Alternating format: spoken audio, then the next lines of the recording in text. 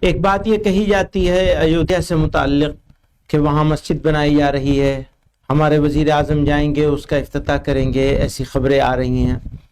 تو ہم اس بارے میں بہت واضح طور پر دو بات کہنا چاہتے ہیں۔ ایک تو یہ کہ ہم اس فیصلے کو جو ایودھیا کے بارے میں آیا ہے کورٹ کی طرف سے، اس فیصلے کو صحیح نہیں مانتے ہیں۔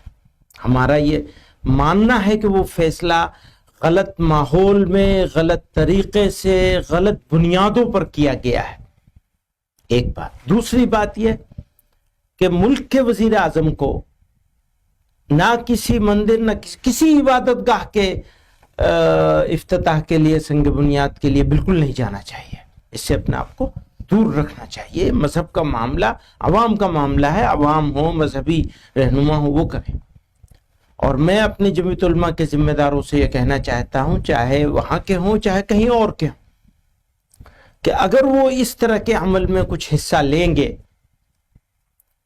چاہے ان کا حصہ لینا زبانی بیان کے ذریعے سے ہو یا عملی طور پر ہو، ایسے لوگوں کے خلاف تادیبی کارروائی کی جائے گی۔